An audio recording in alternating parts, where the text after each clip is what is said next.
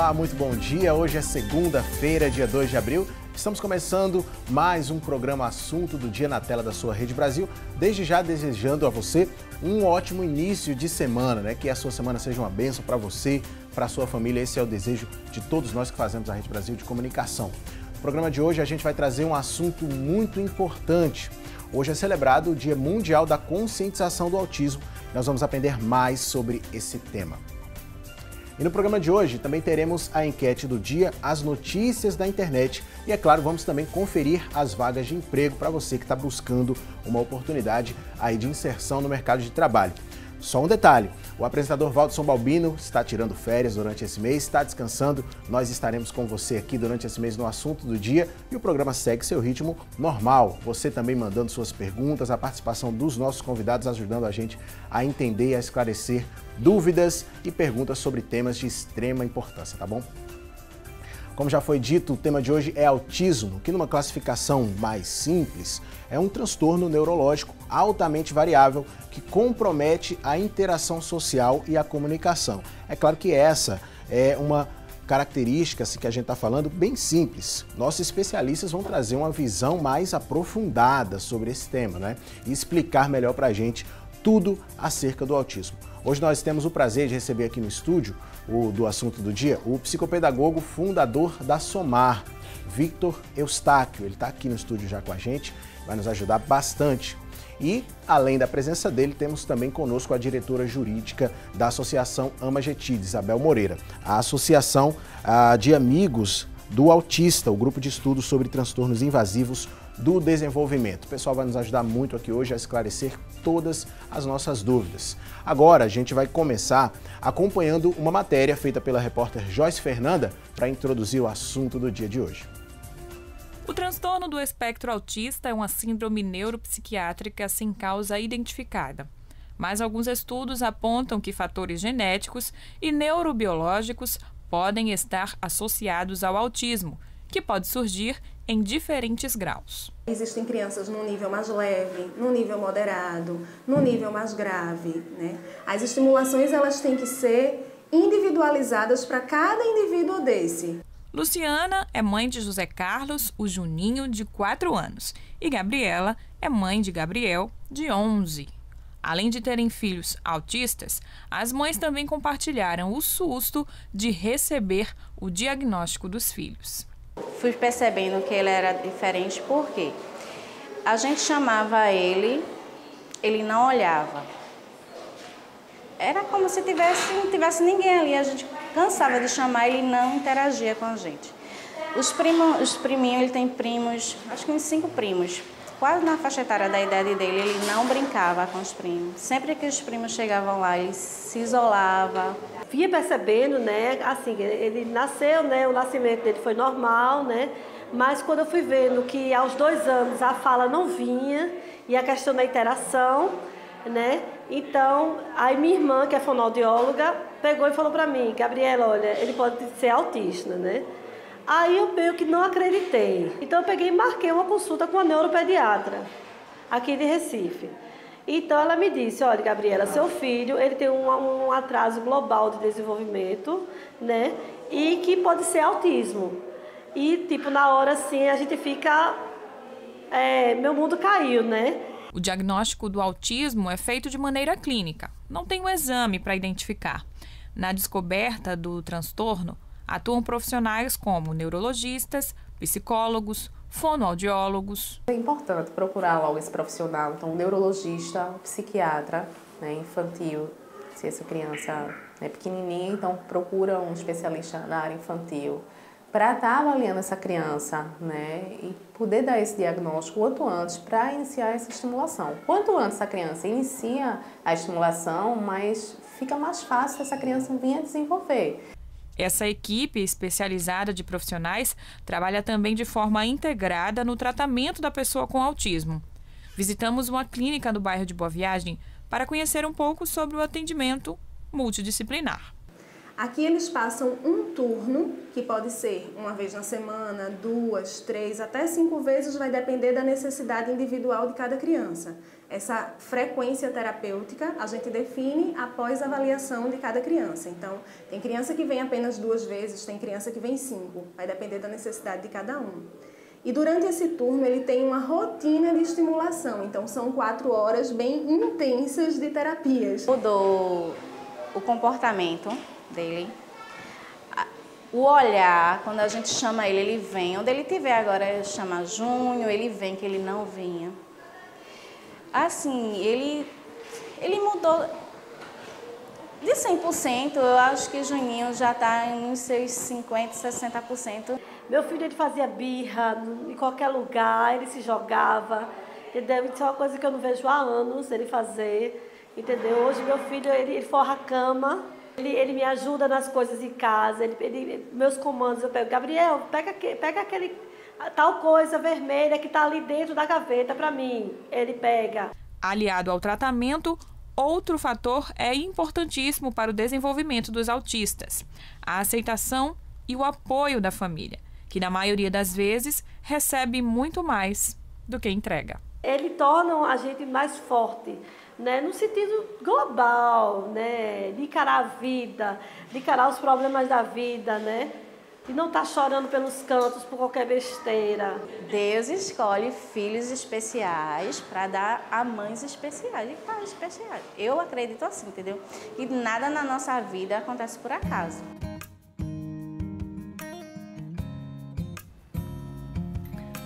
Muito boa a participação da repórter Joyce Fernanda trazendo essa matéria para a gente introduzir o tema, mas a gente quer a tua participação também. Como é que você participa com a gente? Você já pode responder a nossa enquete. Hoje a gente está te perguntando o seguinte: você acredita que a falta de informação sobre o autismo provoca preconceito?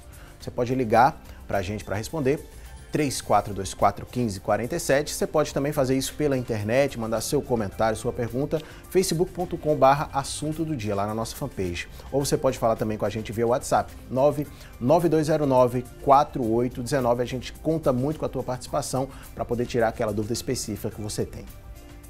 O Dia Mundial de Conscientização do Autismo foi instituído pela ONU, que é a Organização das Nações Unidas, no dia 18 de dezembro de 2007.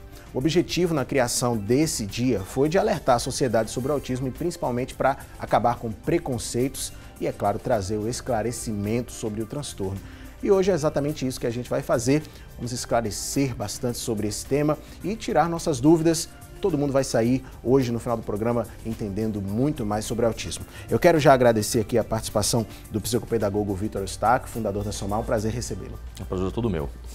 Da mesma forma também, doutora Isabel, diretora jurídica da AMA, Isabel Moreira. Prazer recebê-la aqui. Uma honra. A repórter Joyce Fernanda ela já trouxe mais ou menos para a gente, na matéria, uma definição acerca do que é o autismo, mas eu queria a palavra de vocês, para a gente ter a palavra aí do profissional, compreender melhor esse tema de uma maneira mais abrangente. Perfeito, vamos lá. Começar pela condição básica, né? O autismo é um transtorno do desenvolvimento, que ele é caracterizado por desvios não só quantitativos, eu falo isso questão de quantidade de características, daqui a pouco vamos falar, assim como qualitativos, tá? Então, no que se refere ao desempenho cognitivo e comportamental. Então, muito comum a criança com autismo ela ter essa dificuldade de manter o contato ocular por muito tempo. É muito comum a criança ela ter estereotipias com as mãos, tá? Ter dificuldades no sono. Muito importante a observação no desenvolvimento da oralidade dessa criança. A criança com autismo muitas vezes ela tem um atraso nessa comunicação. Mas lembrando que estamos falando de um espectro, né? Esse espectro é uma condição bem ampla, que vai de grau severo, moderado e o leve.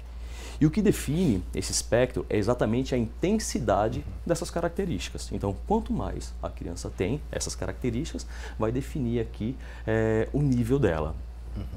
Doutora Isabel, você quer complementar também? Fazer um comentário? Ele fez a explicação técnica perfeita, mas é importante ressaltar que cada indivíduo autista tem características próprias.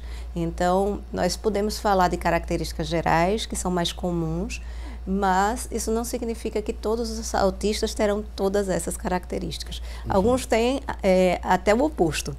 Por exemplo, existe o mito de que o autista não gosta de toque, mas há autistas que gostam muito. Então, é importante que não se estratifique uma caracterização, né, para que cada família possa observar o seu indivíduo. É interessante falar isso, né? Porque a gente vai trazer agora também uma tela. Vou pedir para a produção trazer aqui. A Joyce Fernanda, na matéria, ela trouxe para a gente essa informação, deixou bem claro que não há um exame, não é? A pessoa não vai fazer um exame para ser diagnosticado o autismo. Porém, existem alguns sinais. A doutora Isabel já adiantou para a gente aqui que, apesar de haver algumas características que são comuns, nem todo mundo segue essas regras, vamos assim dizer. Aí a gente tem essa arte aqui que tem alguns detalhes que a gente vai destacar.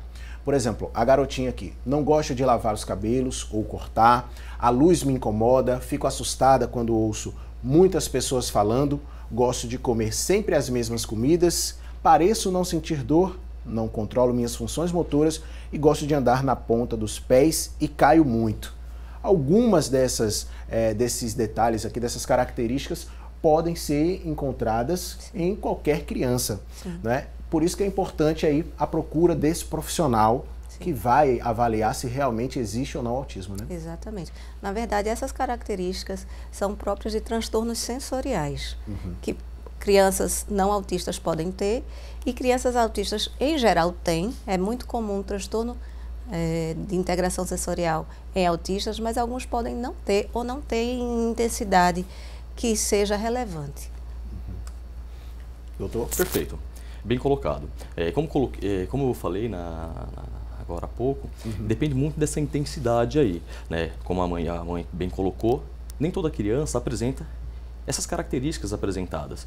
E não é o fato da criança apresentar uma característica dessa aí que a criança ela tem autismo. Então, lembrando que o diagnóstico, ele é clínico. Então, o médico, que aqui no Brasil é o único responsável para dar um diagnóstico, ele vai observar características clínicas do comportamento. Então, muito importante essa conversa intensa com o médico, tá? É importante também que a família, nessa busca do diagnóstico, a família tenha ali em mãos vídeos sobre comportamento, sobre o desenvolvimento em momentos sociais, em momentos acadêmicos, que isso aí vai facilitar bastante lá para o médico dar o diagnóstico, tá?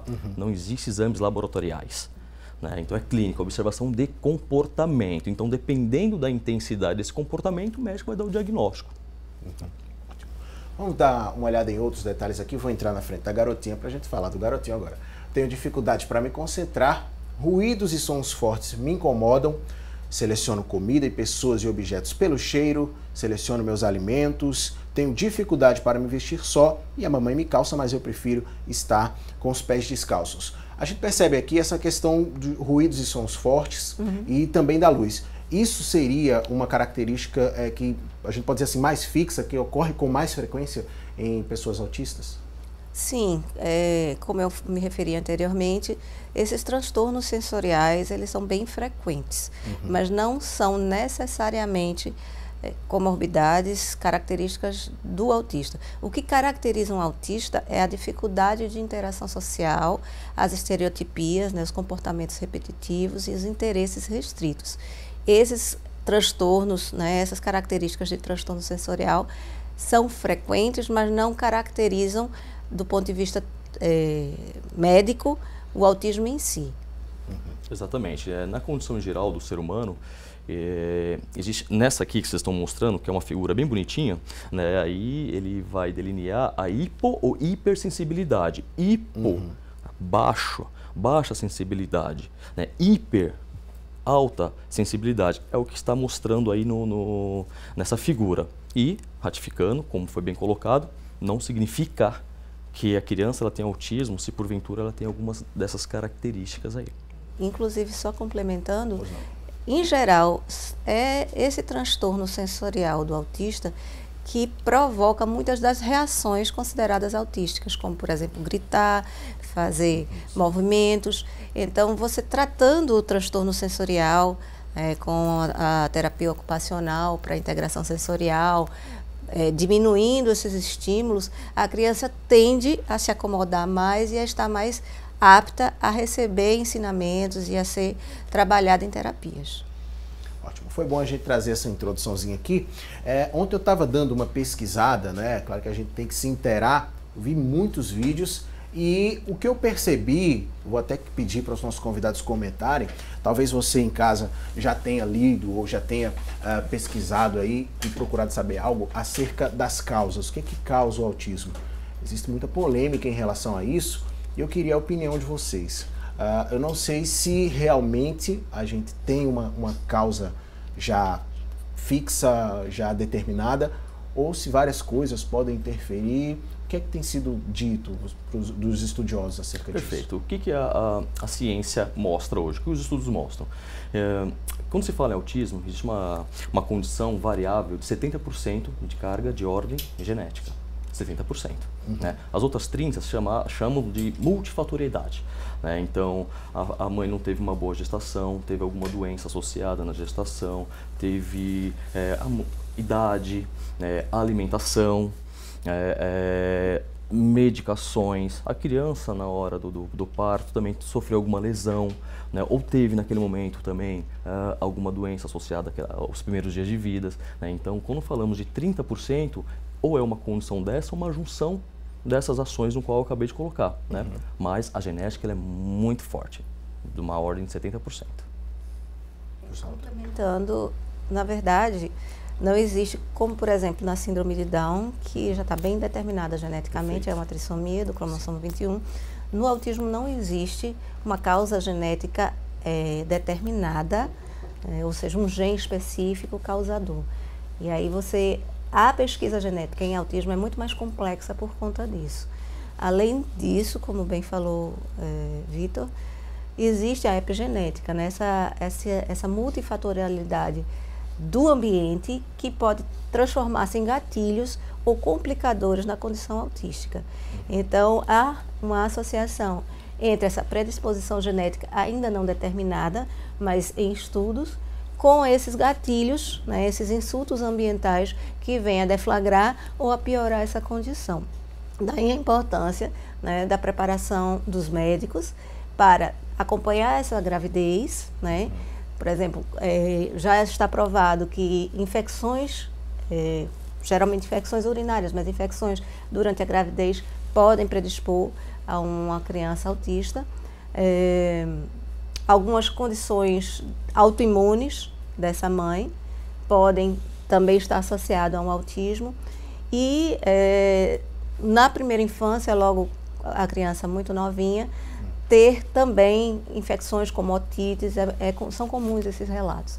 Então é importante um acompanhamento, uma alimentação adequada, grávidas tomarem muita água durante a gravidez e fazer esse acompanhamento para diminuir, né, essas chances de autismo. Porém, não existe assim nada que seja absolutamente seguro que evite, né?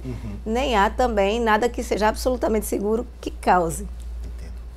Então é necessário aí ter toda essa questão do acompanhamento mesmo, de observar o desenvolvimento da criança, principalmente nessa questão da comunicação, da interação. Sim. O que eu acho interessante é que a gente gosta e todo mundo quer ver uma criança comunicativa que fala com todo mundo e tudo mais e tal. E aí até por conta disso eu acho que termina sendo um choque para a família descobrir que a criança tem autismo e que essa interação não vai ser como a gente espera. O que a gente poderia dizer para os pais que observam ou que já sabem, ou que observam que o filho tem algum problema, pode ter algum problema nessa questão da interação? Perfeito. Isso, quando se fala em autismo, acaba causando um pouco de estranheza, porque, aproveitando a oportunidade, a criança com autismo, ela tem uma condição física perfeita. Não, por exemplo, com a síndrome de Down, você tem marcadores físicos que você vai determinar, uma identificação, né? Mas o autismo não. Então, isso causa um impacto muito grande para a família. Então, veja só a desorganização emotiva que, inicialmente, essa família vai ter, tá? Então, sempre falamos que, inicialmente, sim, vem o luto, natural, mas depois, a luta. Então, o que eu tenho que fazer? O que eu tenho que melhorar para poder ajudar o meu filho? Lembrando que a família é muito importante para qualquer início de intervenção. Aproveitando também, que quando falamos em intervenção, eu não vou falar por incrível que pareça, mas a família é mais importante do que a criança nesse primeiro momento. A família, ela precisa de um apoio, de um colo, né? Então, porque a criança depende do adulto, não o contrário. Então, o trabalho começa com a família. Então, vamos falar da seguinte maneira.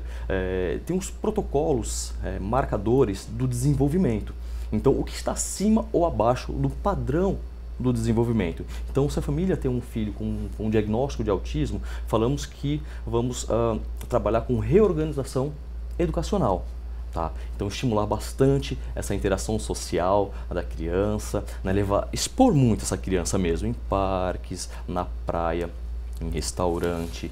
Essa criança, obrigatoriamente, ela tem que estar vinculada a uma instituição escolar. E a família, claro, ela vai precisar de muita ajuda profissional, porque o profissional, em conjunto com a família, vai direcionar o que eu tenho que fazer agora com o meu filho.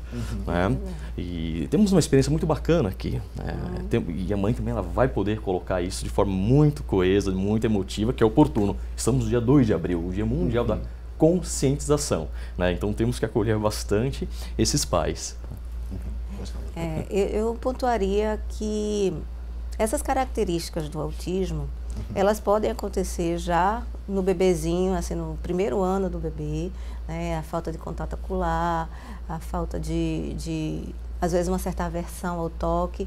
Porém, há casos também de autismo regressivo, de crianças que têm marcadores de desenvolvimento normais, até por volta de 1 ano e meio. E aí, quando estão saindo dessa primeira infância, tem uma certa regressão de comportamentos. Os ganhos de oralidade, por exemplo, regridem. Não existe ainda um estudo que defina as causas, né, também dessa condição, mas é importante que os pais fiquem atentos também a esse tipo de mudança. Tanto estar atento ao bebezinho que não olha quando mama, né, quanto aquele que tem esse desenvolvimento aparentemente normal e que já saindo, já andando, ele passa a apresentar essas características de dificuldade de comunicação, de comportamentos aberrantes, estereotipados. Outra coisa que eu acho importante falar, ainda sobre o tema diagnóstico, pais não temam o diagnóstico. Às vezes, alguns profissionais de saúde têm um certo receio de levar a informação por conta da reação, por ser um diagnóstico, entre aspas, pesado, mas, na verdade, o que a gente precisa aproveitar é o diagnóstico precoce e a intervenção precoce. Se seu filho recebe um diagnóstico de autismo equivocado, digamos assim, e você investe nele, ele não vai perder nada com isso.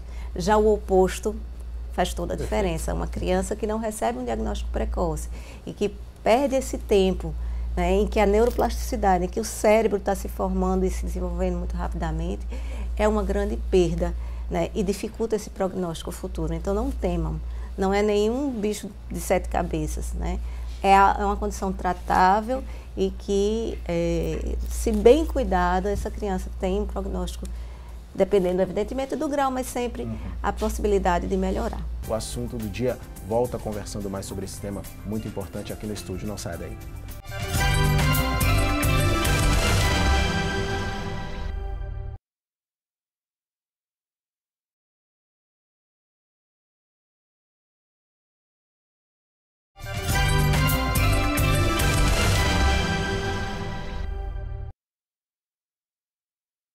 E hoje no programa a gente está falando sobre o autismo, né? E vamos conferir as notícias da internet. Para isso, a gente vai conversar com a Tânia Silva, é ela quem vai trazer as informações. Olá, Tânia!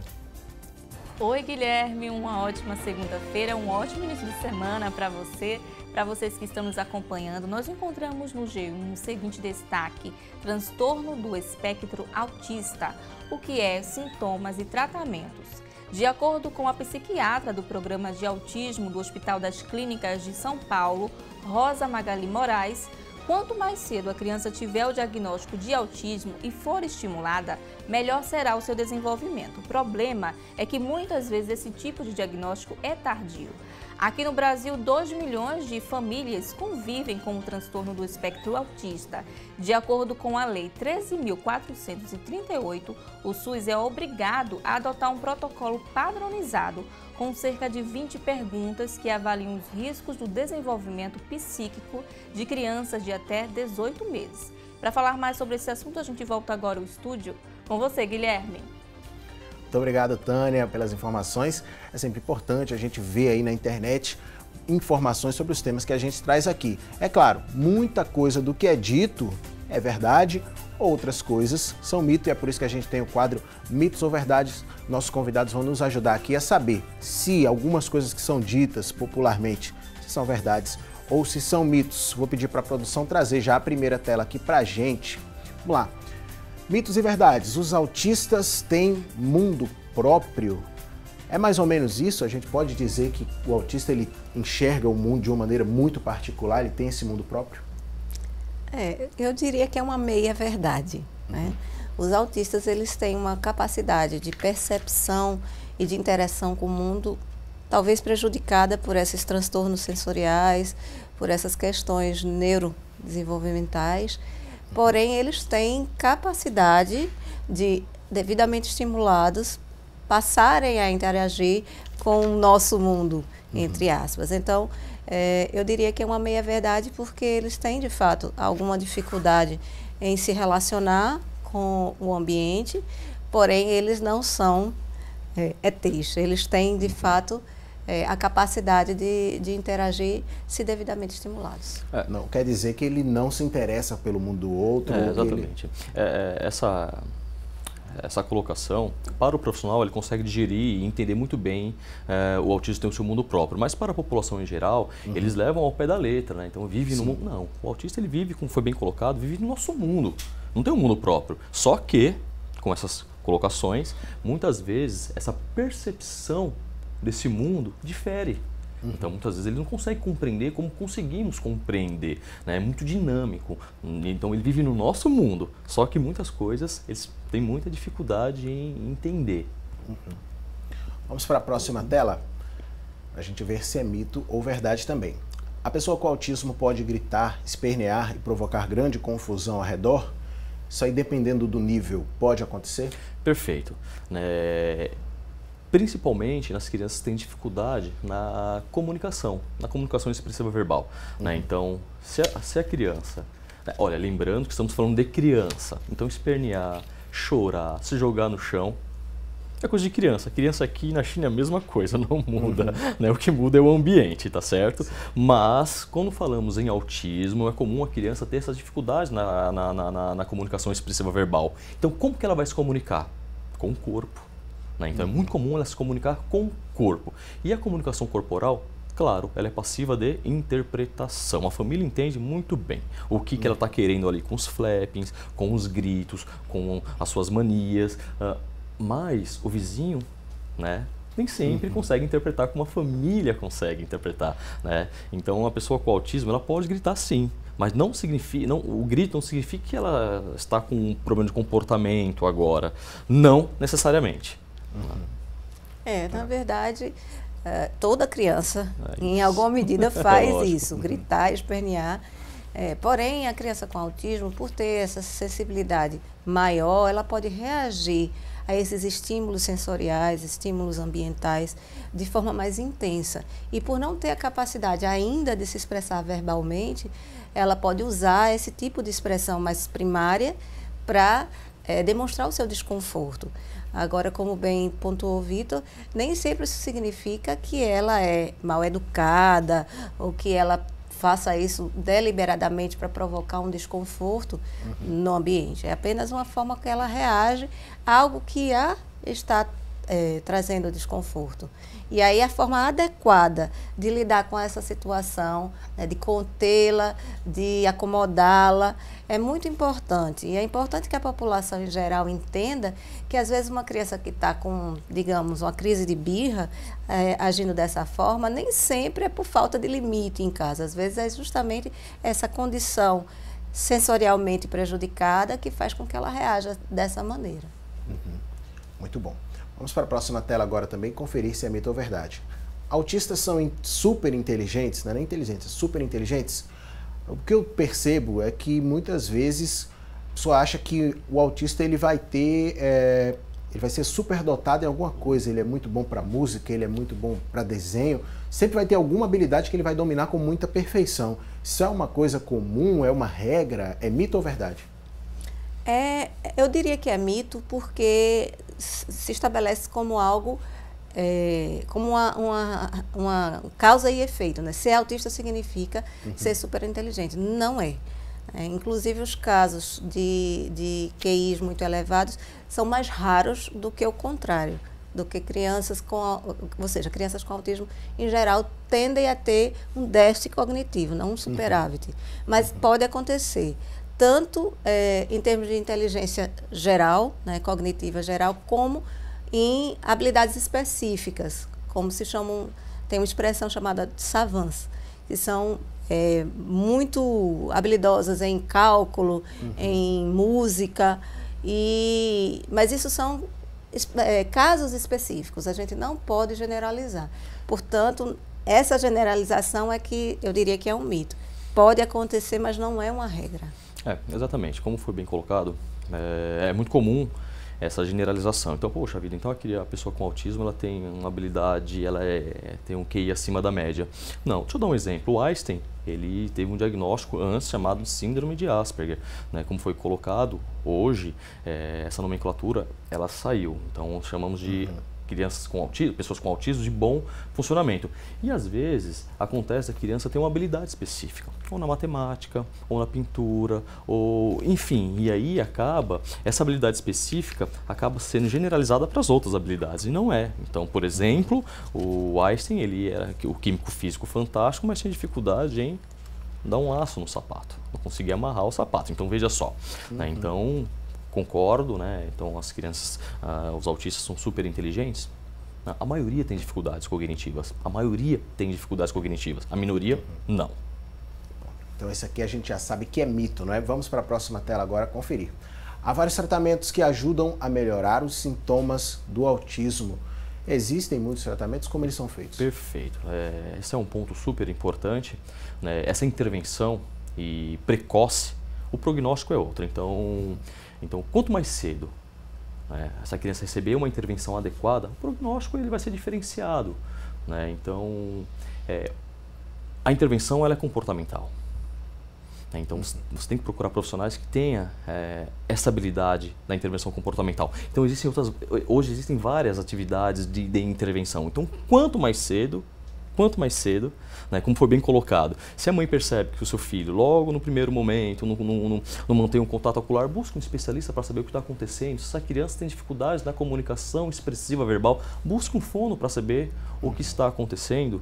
Né? Então, e às vezes a criança ela pode, como estamos falando de um espectro amplo, ela pode migrar de um grau para o outro.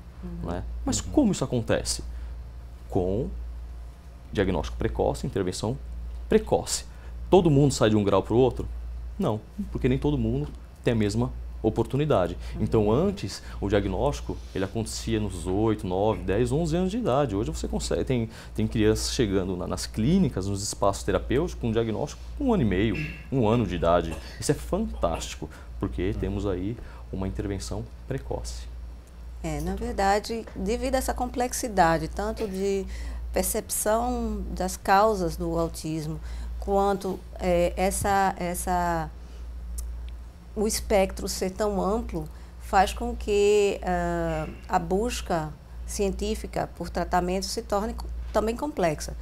Mas hoje a gente já encontra tanto tratamentos a nível de intervenção terapêutica, pedagógica, de terapia de integração sensorial, terapia ocupacional, fono, psicólogos, com tratamentos médicos também. Tem várias linhas de pesquisa. Na nutrologia, por exemplo, eu acredito muito na intervenção nutricional. A minha experiência como mãe me mostra isso, e de vários outros pais que eu conheço, com suplementação de vitaminas, minerais individualizadas.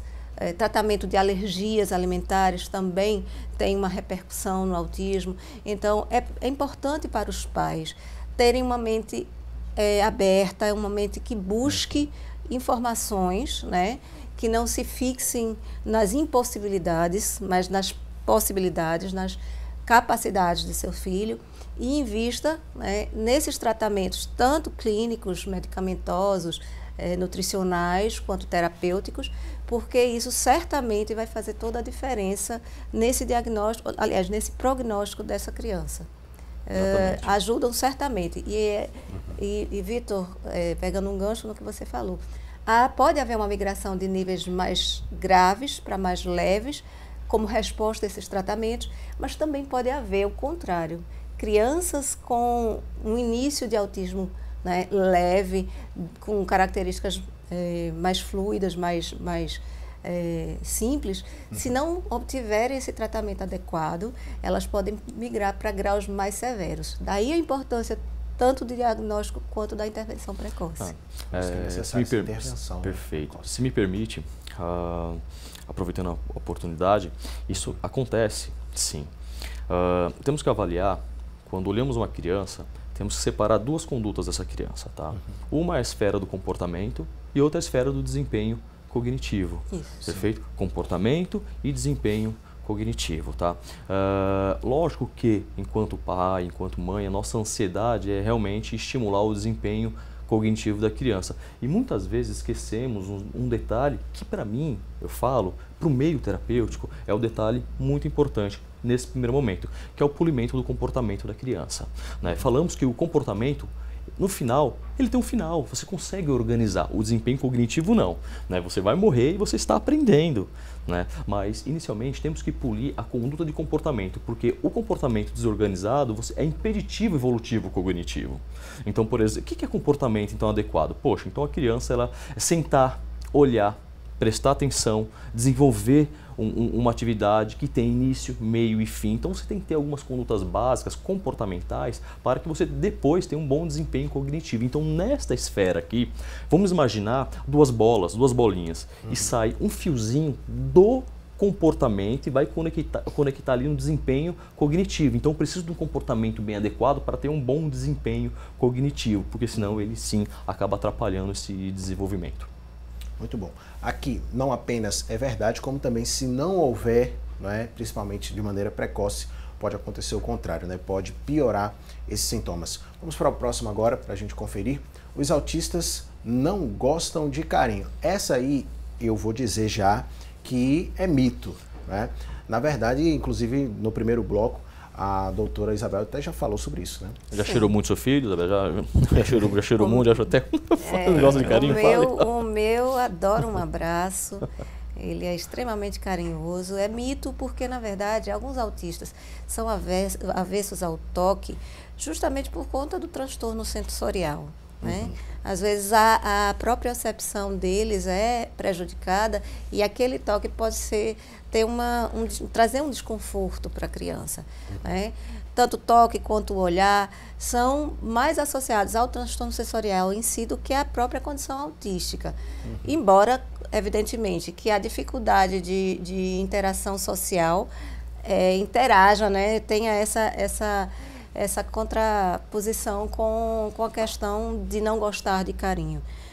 É importante desmistificar isso e é absolutamente fundamental que as pessoas estejam dispostas a entender as dinâmicas do autista e integrá-lo, né? Inseri-lo na sociedade, incluí-lo verdadeiramente. Então, esse mito é absolutamente pernicioso para a causa. Perfeito. E o que é carinho, né? Um cheiro é carinho? Um abraço é carinho, um toque é carinho, um abraço é carinho, um olhar é carinho. Então o que é? É óbvio que tá. É claro que isso é totalmente fora do contexto atual. Totalmente mito, né? É importante a gente colocar isso aí, justamente porque também, como a gente tem falado, a intenção é combater o preconceito, né? Às vezes esse tipo de informação que muitas vezes veicula-se por aí, as pessoas acabam levando como verdade e isso dificulta muito para a pessoa que tem autismo. Essa é mais um mito. Vamos para mais uma tela aqui, gente, conferir. Usar animais para terapia de autismo é positivo? Tem a sinoterapia, que é muito utilizada para diversos tipos de problemas, de transtornos. No caso do autismo, sinoterapia e outras terapias com animais são úteis também? É muito usada também a ecoterapia com cavalos. Em geral, é positiva, né? Porque os animais não têm comunicação verbal e acabam estabelecendo estratégias de interação com o autista que podem ser um caminho para a construção dessa comunicação com outros humanos. Agora, eu digo que é uma verdade, porque em geral é positivo, mas não significa que todo autista vai se beneficiar dessa condição. Vamos dar mais uma breve pausa aqui na nossa conversa, aqui no nosso debate. Daqui a pouquinho a gente volta com mais assunto do dia.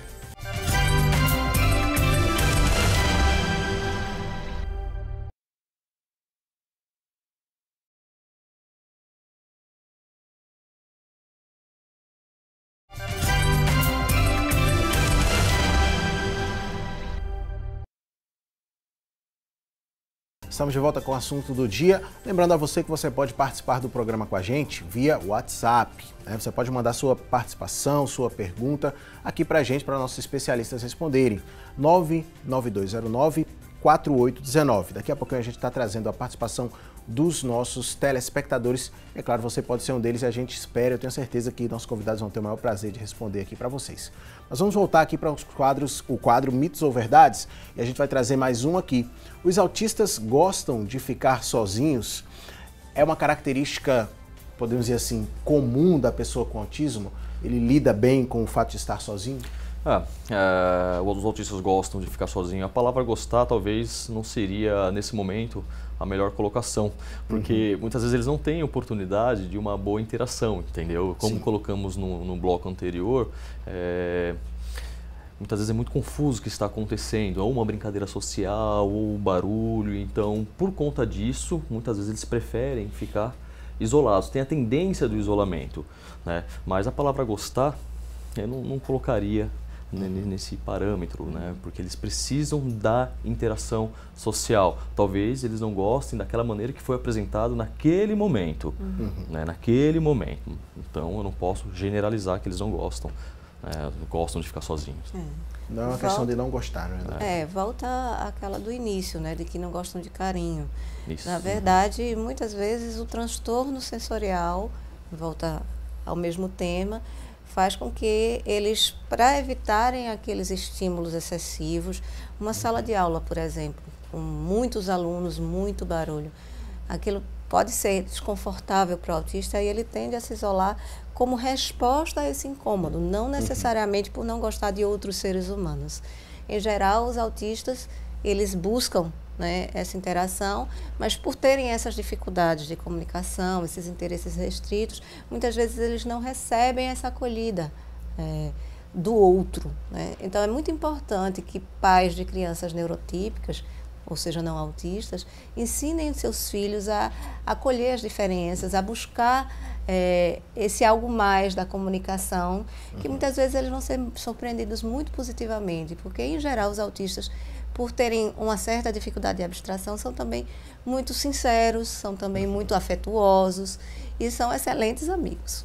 O que a gente entende com tudo que foi falado acerca dessa tela aqui é o seguinte: num ambiente em que as pessoas saibam lidar com as dificuldades, com as diferenças, né, na percepção, na questão sensorial do autista, ele vai se sentir muito bem.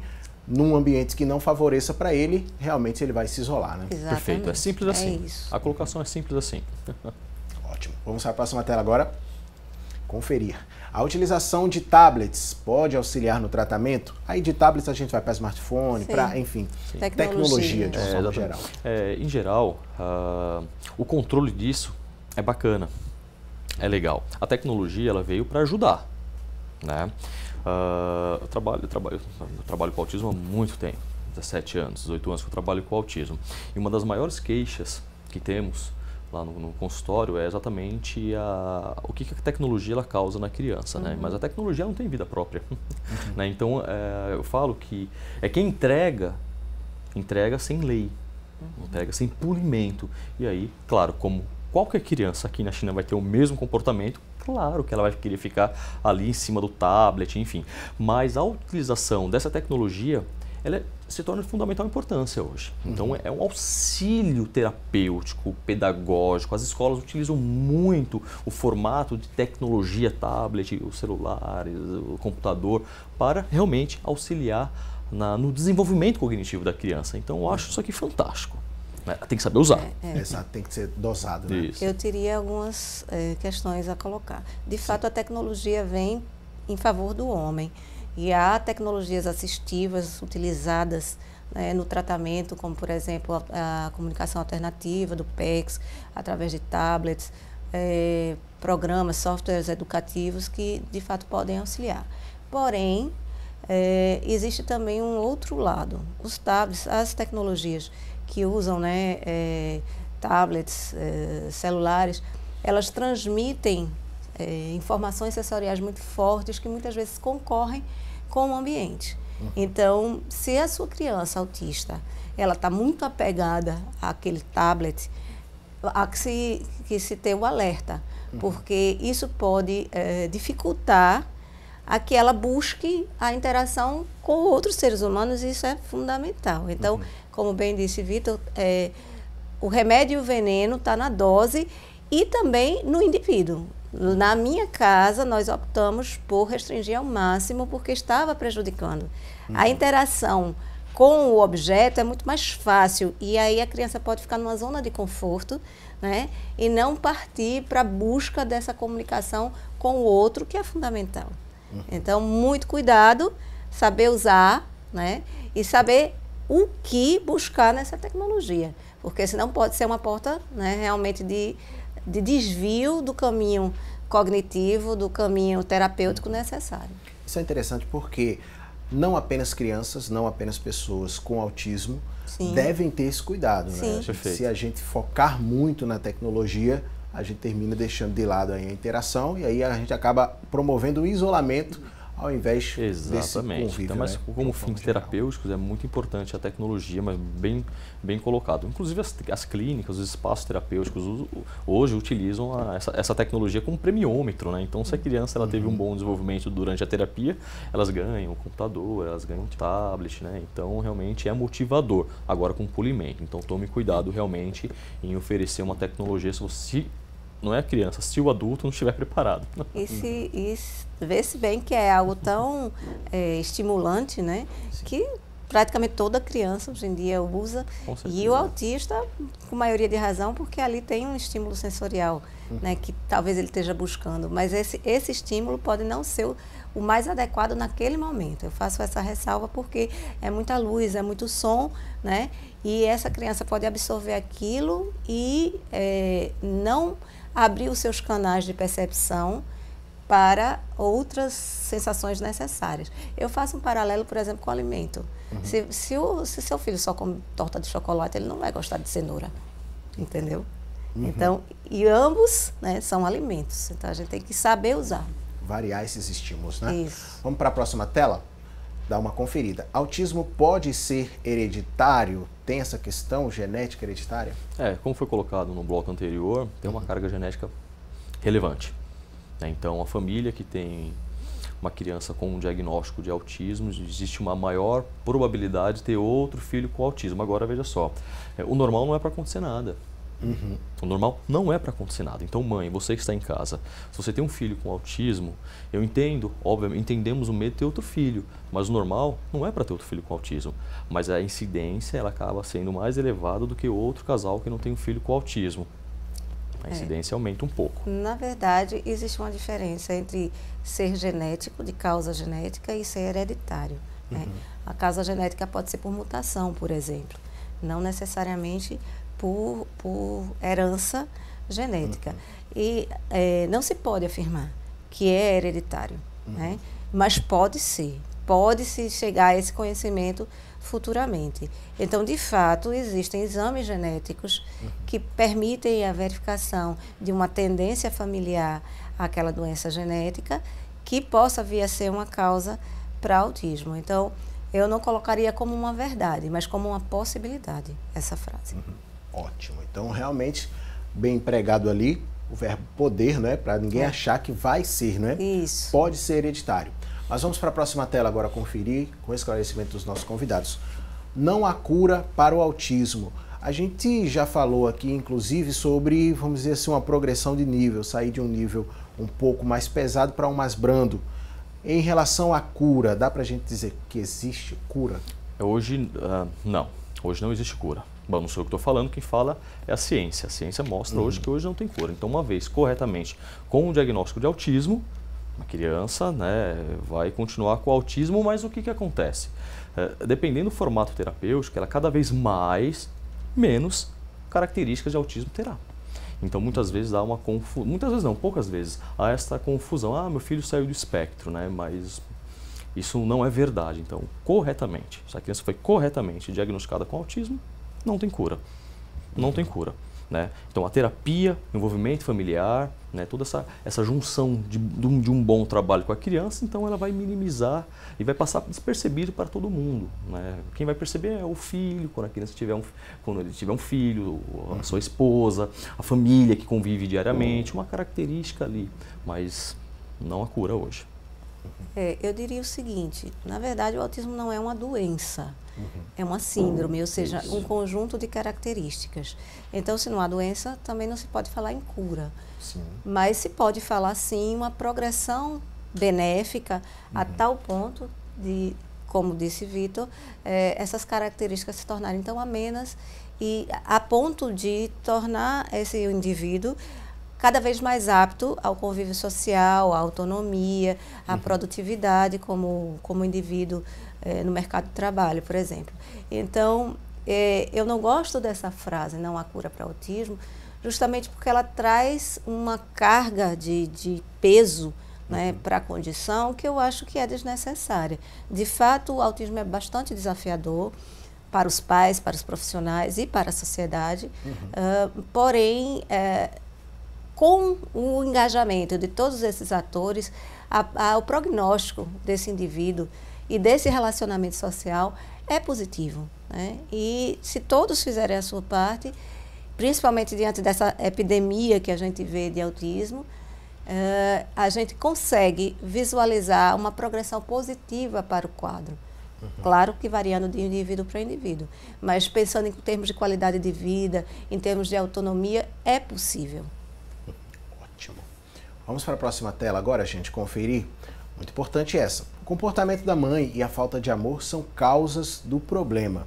De acordo com tudo que a gente já conversou e já viu aqui, a gente sabe que se trata de um mito. Mas, infelizmente, tem muita pessoa que acredita que o menino tem autismo porque a mãe não dava carinho, não estimulava, e aí, por conta disso, ele desenvolveu aversão, ele não consegue se comunicar normalmente. Tem pessoas que pensam dessa maneira, né? Olha, isso como podemos até, qual palavra utilizar, isso está fora do contexto atual, assim, monstruosamente. Isso não existe, não existe isso. Isso é muito antigo, tá? Então, olha, a família quer acreditar, né? Olha, está mais que provado que falta de carinho não causa autismo. Então, podemos imaginar que todas as pessoas que moram, por exemplo, as pessoas que moram na rua, por exemplo, são vulneráveis ali às drogas, à violência. Então, todas essas pessoas iam ter filhos com autismo. E não é isso que acontece. Na verdade, então, na verdade, esse mito vem de uma interpretação de 1906. Uma corrente psicológica, uma corrente de um psicólogo que elaborou uma teoria chamada teoria da mãe geladeira. E isso criou, inclusive, muitos transtornos para as famílias da época. Houve alijamento dessas crianças do convívio familiar. Foi um malefício terrível. Infelizmente, ainda essa teoria é ensinada em algumas poucas, espero, faculdades de psicologia. Isso já está totalmente descartado. Primeiro porque o autismo não é um transtorno emocional, é um transtorno do neurodesenvolvimento. Né? É possível que distúrbios emocionais familiares tenham repercussões? Sim, como teria em qualquer ser humano. Né? E é possível que essa pessoa, ainda que não autista, reaja de forma a ter algumas características do autismo, como, por exemplo, esse isolamento. É possível, mas aí a gente está dentro de um quadro emocional estritamente psicológico, que não é o caso do autismo. O caso do autismo é o quadro do neurodesenvolvimento. Então, definitivamente, não é só um mito, é um mito muito prejudicial, né? Pensar que a causa do autismo seja qualquer tipo de comportamento do pai ou da mãe ou dos familiares, não é. Agora, por outro lado, o engajamento dessa família, a aceitação dessa família vai fazer toda a diferença no bom desenvolvimento desse indivíduo. Exatamente, essa questão da progressão que a gente falava, né? Isso foi uma interpretação da década de 40, com um rapaz chamado Eric Schopler. Então, é muito antigo isso.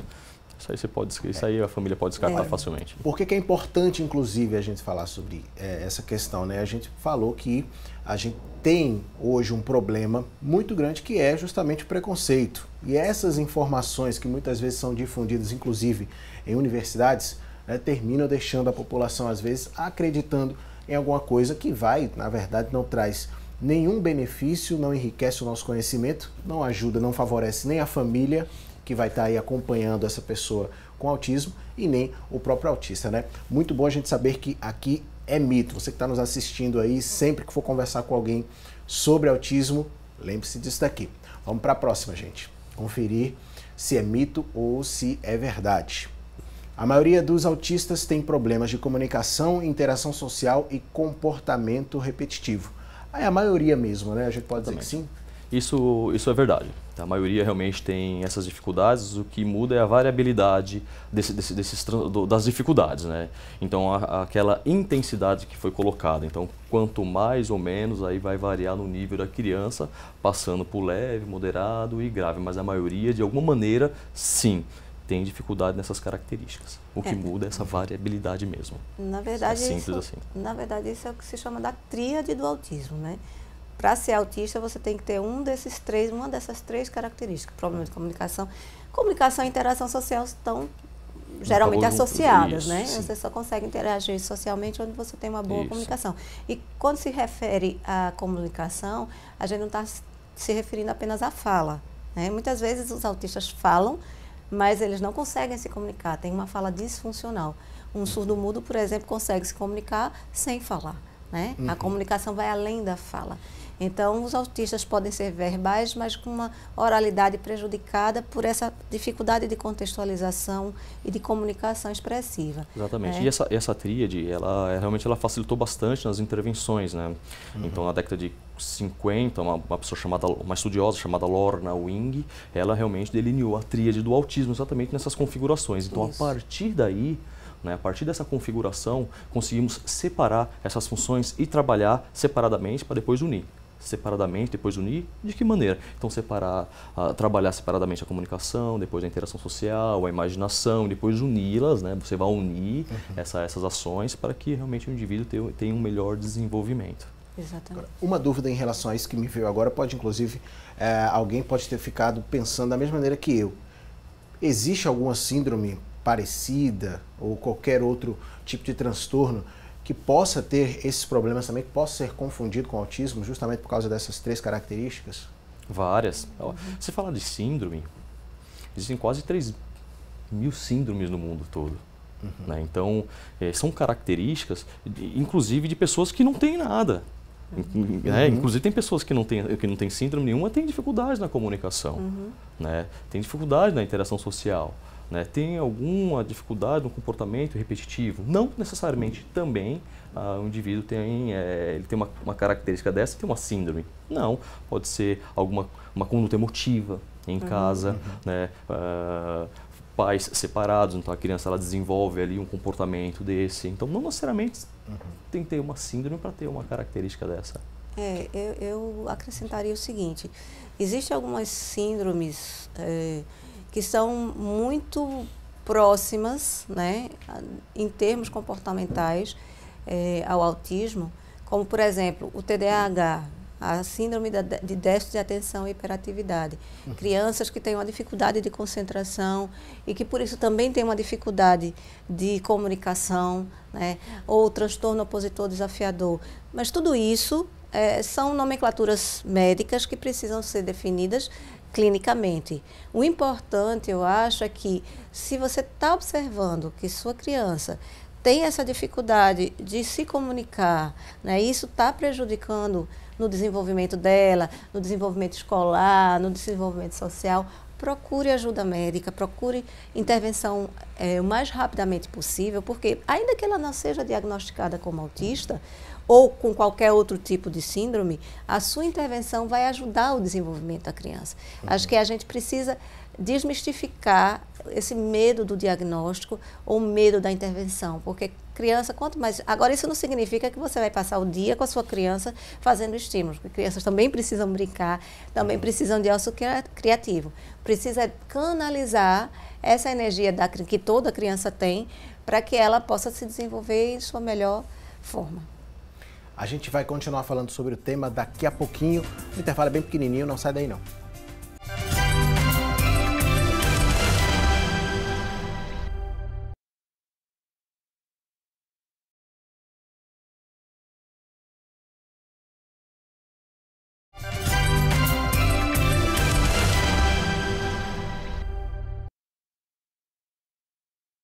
Estamos de volta com o assunto do dia e agora vamos conferir as vagas de emprego disponíveis para hoje.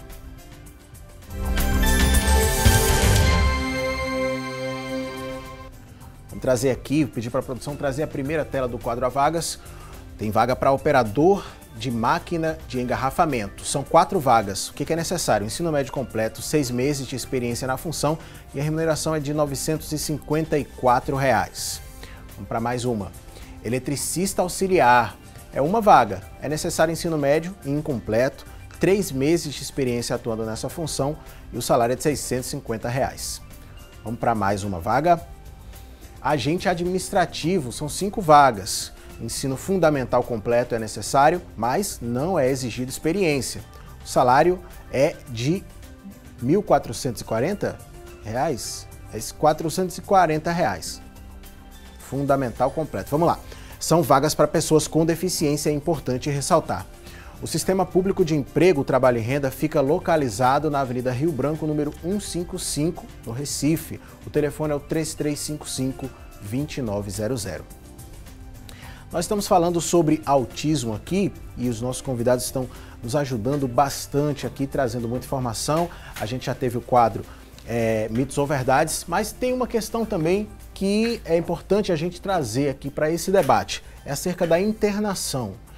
Se eu dizer que é necessário ou que seria vantajoso internar um autista, porque as instituições sabem lidar com a pessoa que tem a síndrome.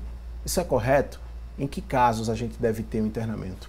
Não, definitivamente não é correto. Primeiro, contraria a diretriz geral da saúde mental no país, que é na linha inversa, né, de não internação. Em segundo lugar, em se tratando de crianças, definitivamente o convívio familiar, escolar é o caminho, né?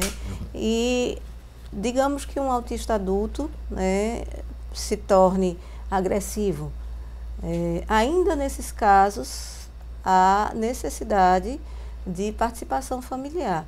Me parece que internação, hoje em dia, diante da política manicomial no país, só em casos extremos. E não é apenas porque as instituições podem saber lidar melhor, é porque a diretriz hoje é de inclusão da pessoa com deficiência. A pessoa com autismo é considerada pessoa com deficiência para efeitos legais e o bom tratamento e a participação da família é essencial para a dignidade dessa pessoa. Então, definitivamente, a internação não é o caminho. Já foi no passado, né, a segregação, na política de segregação, mas esse paradigma já foi totalmente superado. Do ponto de vista social, doutor, eu penso da seguinte forma, a gente está combatendo aí que o nosso objetivo é combater que essa pessoa ela fique isolada, né? A gente quer promover o convívio social, acho que o internamento foge um pouco disso, né? A palavra internamento ela tem um peso muito grande, como foi bem colocado, né? Mas lembrando que temos também os autistas mais velhos, vamos chamar de velhos, né? Então eu conheço alguns espaços que a palavra não é internamento, eles não ficam internados, então eles fazem um trabalho específico durante a semana naqueles espaços específicos e muitas vezes dormem, né? A família vai e dorme também com seu filho, são os adultos, finais de semana esse adulto ele vai para casa, existem bons lugares, eu conheço um em São Paulo que faz esse trabalho muito bom, né? Mas ainda tem esse estereótipo da palavra internação, né, como a fuga da família com o sujeito, a fuga da família com a pessoa com autismo, né? Mas hoje a diretriz realmente, o que se coloca é que a interação social do indivíduo na sociedade é realmente o que temos que pontuar, estimular. Mas acontece, tem espaços bons, espaços legais para receber os adultos, né? Em um parâmetro, num paralelo muito similar àquelas casas de idosos, né? Não tem essas casas de idosos, então os lares, exatamente, esses lares, então também tem com autismo. Isso me dá a oportunidade de falar de um projeto que é bem mais interessante, né, e que não tem a mesma função, que é o que se chama de moradias compartilhadas. São projetos que já existem em outros países, né, de agregar, né, esses indivíduos já numa idade adulta e que não sejam totalmente autônomos dentro de uma comunidade que acolha-os e que os tutele de alguma forma, apenas para aqueles que, no seu processo de desenvolvimento, não conseguiram alcançar essa autonomia. Isso é muito positivo, porque aí gera um ambiente favorável para eles, né, sem necessariamente depender de uma família acolhedora. Mas isso não é internação, isso é a criação de um ambiente propício à sua dignidade. Né? O termo internação, a gente pensa logo numa coisa enclausurada, né? Eletrochoque, essas coisas não, por favor. Vamos para a participação aqui do WhatsApp. A gente tem uma pergunta aqui de uma pessoa que não quis se identificar, mas diz: temos uma criança de 2 anos e 8 meses. Desde os primeiros meses, essa criança ela demonstrou um comportamento agressivo, em momentos de raiva, inclusive dava mordidas. Isso veio aumentando. Diz que essa criança hoje tem dificuldade de falar e de interagir com outras crianças. Desde que os dentes começaram a sair, teve também a questão de estar sempre babando. Até hoje não parou mais. Quer saber que médico precisa procurar numa situação dessa para saber o que é que essa criança tem. Perfeito. Lembramos oportunamente, né, que não podemos associar a agressividade ao autismo. Ok? Sim. Nesse primeiro momento não se pode associar a agressividade ao autismo. Entra muito naquilo que já conversamos há pouco tempo, né? Muitas vezes a criança está tentando se comunicar, principalmente essa que me parece que ela não fala. Então o que a família tem que buscar é um neuropediatra, um psiquiatra infantil, porque aí ele vai avaliar o desenvolvimento do comportamento para um suposto diagnóstico e se realmente tem alguma coisa, né? Então tem que buscar um médico. Então aqui eu indico a família buscar um médico, um neuropediatra, um psiquiatra infantil e depois do médico buscar profissionais adequados para essa estimulação. Não somente a de comportamento, que é o que parece que ele está um pouquinho ansioso, assim como na comunicação, avaliar a possibilidade de ferramentas para a estimulação da comunicação expressiva verbal. Tem que observar também o ambiente. Isso, perfeito. Então, na verdade, há muitos fatores que podem desencadear esse tipo de comportamento. Então, muitas vezes se associa o comportamento de morder com um sofrimento pessoal e uma forma de comunicação primitiva, né, para uma criança, né, dessa idade. Lembrando que a boca, né, a oralidade é muito própria dessa faixa etária. Então, evidentemente que o pediatra, que é o primeiro profissional que lida com essa criança, vai ter condições de avaliar, por exemplo, sinais precoces de autismo ou de outro transtorno qualquer e dar o encaminhamento necessário ao especialista, ao neuropediatra ou psiquiatra infantil. Agora, atentar também, a questão da baba e tudo, pode ser um transtorno fisiológico, que esse pediatra vai poder diagnosticar. Se eu não me engano, estava nascendo os dentes, não é isso? Desde que iniciou o nascimento, isso pode traduzir um sofrimento fisiológico que essa criança pode estar tentando expressar através dessa mordida. Então, é importante, de fato, que se busque o pediatra inicialmente e esse pediatra dá o encaminhamento, se for o caso, a um neuropediatra, um psiquiatra infantil e tratar esse desconforto dessa criança. Ótimo. Então, buscar aí o pediatra, essa é a principal orientação, né? Vamos para a pergunta agora dos nossos telespectadores na tela interativa, né? O pessoal que ligou para a nossa linha interativa para participar, mandando a pergunta. Pessoal de Camaragibe, forte abraço para todo mundo de Camaragibe, aliás. Esse telespectador não quis se identificar, né? Meu neto é autista e tem 4 anos. Há 2 anos ele faz tratamento, mas não consegue falar ainda. Será que algum dia ele vai conseguir falar? Aí é uma questão, de, como a gente falava, existe aí uma progressão, a pessoa pode sair de um quadro um pouco mais grave para um mais leve. Perfeito. Pode acontecer? Nessa questão da comunicação, a criança ela é nova, tem 4 anos? Isso. Exato. Uma criança tem 4 anos, tá?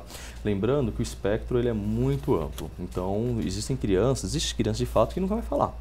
Agora veja só, quando colocamos a palavra falar, né, a comunicação em geral, eu vou colocar aqui, eu vou falar de 2 contextos. A comunicação receptiva, né, que é de receber informação, de entender, né, e a comunicação expressiva, que é o que está acontecendo comigo agora, eu estou falando. Essa é a minha comunicação expressiva. O fato da criança não falar não significa que ela não entende as coisas. Não significa isso, tá certo? Mas essa família realmente tem que conversar com os profissionais, que me parece que ele já recebe algumas intervenções, para que este profissional, essa instituição, essas pessoas, eles indiquem essa ansiedade para a família. Né? Estimule isso, porque nem sempre a criança com autismo ela vai falar, mas tem outras ferramentas comunicativas. Né? Então tem o PECS, o Sistema de Comunicação por Troca de Figuras, assim como outros acessórios para estimular essa comunicação, porque nem sempre ela vem pela voz, ok? Nem sempre o fato de não ter a oralidade, de não significa falar, não significa que também. não vai se comunicar também, não vai Isso, compreender. exatamente. E há relatos tanto de comunicação verbal tardia, em geral, as crianças que chegam a essa idade, 4 a 5 anos sem falar, tem um prognóstico de menor probabilidade de vir a falar, mas existem casos de crianças que falaram com 8, 9 anos. 7, 8 facilmente. E existem casos também de indivíduos autistas que passaram a se comunicar através de computador. Eu lembro do caso de uma norte-americana que passou a se comunicar, ou seja, ela escrevia. Se ela escreve, ela se comunica. Né? Então, o que eu diria a essa avó? Primeiro, não desista, né? Enquanto a vida há esperança e há o que se fazer. Segundo, não gere ansiedade em relação a isso. Caminhe a cada dia, faça a cada dia o seu percurso. Terceiro, acolha essa criança, deixe ela, né, sabendo-se amada e respeitada nas suas limitações. E invista tudo o que puder nessa comunicação. Muitas vezes você deseja que o indivíduo corresponda àquilo que você está estabelecendo. Mas às vezes é preciso fazer o caminho inverso, precisa você sair da sua zona de conforto e tentar entrar na realidade daquele indivíduo e buscar essa comunicação. Então, muitas vezes, essa disponibilidade do adulto de buscar as atividades de interesse da criança pode ajudar nesse processo de conquista dessa oralidade ou dessa comunicação expressiva. Exato. Então, não desista. 4 anos ainda é uma criança pequena, né? E há um caminho longo a percorrer, tem esperança. E eu indicaria para essa família realmente uma terapia, né? Porque a terapia do adulto, do familiar, vai auxiliar também a terapia da criança. Sem então dúvida. a família precisa, principalmente nesse caso, de muita ajuda para polir, para administrar a ansiedade e, como foi colocado, a ansiedade na comunicação expressiva verbal. Porque a gente pensa muito no autista em si, né? Mas a família para acompanhar. Exatamente. Sabia que muitas vezes brincamos nos consultórios, nas clínicas, que muitos pais, muitos familiares de pessoas, de crianças, jovens com autismo, se tornam famílias autistas, né? Assim, no sentido figurado, é claro, porque não saem com medo que as pessoas olhem para a criança, vão chamar a família, o pai, a mãe ali, de mal, não souber educar a criança. Já que meu filho não gosta de participar por muito tempo de uma atividade social, de um parabéns, eu não vou levar no shopping porque ele não gosta da luminosidade, ele não gosta de barulho. E aí acaba realmente ficando enclausurado ali, fica mais em casa e acaba tendo características autísticas, não é isso? Então, olha só a importância do cuidado da família. Então, o trabalho, em geral, ela começa com a família. Então, temos que cuidar dos nossos pais. Verdade. Poxa, doutora, quer complementar? Eu acrescentaria, aproveitando o ensejo do que foi falado por Vitor, para dizer o seguinte, seres humanos, eles precisam, né, ser desafiados. O crescimento e o desenvolvimento é um desafio. Claro que a gente precisa reconhecer os limites desses estímulos para que não causem sofrimento, mas eu particularmente, na minha experiência pessoal, sempre acreditei e sempre fui além e meu filho sempre correspondeu, né? Eu não digo que ele correspondeu às expectativas, porque não gerava expectativas. Ele estabelecia metas, né, e a gente corria atrás delas. Então, isso que ele falou, de não se enclausurar, de não temer, não ter vergonha do seu filho, de não temer o que é desafiador, né? Você precisa primeiro ter a sensibilidade de qual é esse limite, para que você não fosse além dele, mas é preciso também que você não fique nessa zona de conforto. É importante. Meu filho não gostava, não conseguia estar, por exemplo, num ambiente de um supermercado ou num game station. Hoje ele vai tranquilamente. E ele só vai por quê? Porque ele foi aos poucos sendo habituado àquilo, de forma que aquilo deixou de ser aversivo para ele e se tornou em algo natural. Então, essa visão do autismo como meta, como desafio a ser enfrentado com tranquilidade, sem grande ansiedade, mas com frontalidade, com firmeza diante das questões. Às vezes a gente precisa realmente se colocar diante de uma sociedade que não compreende, ou que, né, discrimina, mas quando a gente chega com a verdade, contra a verdade não há argumentos, né? É isso, essa família precisa estar íntegra, como o Vitor bem falou, para poder corresponder a esses desafios e também poder fazer com que a sua criança autista entenda que ela pode e deve superá-los. Ótimo. Olha, tem participação aqui no WhatsApp, mais uma vez não deixou o nome aqui, né? Sempre que você mandar, se você quiser deixar o seu nome, é muito bom pra gente. Falando aqui acerca do Davi, o filho da pessoa que mandou a mensagem, né? Diz que hoje ele tem 5 anos e que foi diagnosticado aos 2 anos. Ainda não fala e passou a ter crise de ausência. A questão é a seguinte, essa crise de ausência aqui, né? Na verdade, ela não trouxe uma pergunta aqui na participação, mas contou da sua experiência. Essa crise de ausência, o que seria essa crise de ausência? É muito comum, bom, não posso dizer muito porque eu não tenho estatísticas, mas é comum em autistas ter como comorbidade a epilepsia. A ausência, se ela realmente se expressou nesse sentido, pode ser uma característica de uma crise epilética. E aí precisa, de fato, de uma intervenção médica, muitas vezes medicamentosa, para tratar isso. A ausência é como se a criança ficasse apática no mundo, não visse, né? E isso, em geral, é associado a uma crise epilética, né? Pode ser, não sei se ela se referia a uma crise de ausência como da própria característica autística dela não querer interagir. E quando se fala em epilepsias, fica muito notório, em geral, para a população, são descargas elétricas, né, desorganizadas, né, e visualmente causam tremores corporais, rigidez, né, mas às vezes tem os espasmos, que são uma condição um pouco mais branda dessas excessivas descargas elétricas, que muitas vezes não se percebe que a criança está com espasmo, simples mexendo, simples tremores nas mãos ou nos olhos, né? E isso causa, né, essa condição, um cansaço muito grande, como foi bem colocado. Nós estamos falando que realmente foi essa a colocação do telespectador. Exatamente. Né? Pode ser também a condição da característica da ausência do próprio autismo, prefere ficar sozinho. Por isso que é bom sempre ter o acompanhamento do profissional para tirar todas essas dúvidas, né? Mas é claro que já esclareceu muito hoje aqui para a gente acerca do autismo. Na nossa enquete de hoje a gente perguntou o seguinte: você acredita que a falta de informação sobre o autismo provoca preconceito? 78% dos nossos telespectadores responderam que sim, 22% que não. Fica bem claro aí, né? Acho que ficou bem claro durante o programa que realmente, quando a gente está bem informado, a questão do preconceito ela vai sendo deixada de lado, né? Eu quero agradecer aqui ao Dr. Vitor Eustáquio, psicopedagogo e fundador do SOMAR, pela participação no assunto do dia de hoje. Muito obrigado pelos esclarecimentos. Eu que agradeço a parceria. Doutora Isabela Moreira também, muito obrigado pela sua participação aqui, por contar da sua experiência também como mãe. Em nome da Rede Brasil do Assunto do Dia, eu quero lhe agradecer também. Eu que agradeço mais uma vez por essa oportunidade de falar desse tema tão importante. Exatamente, parabéns.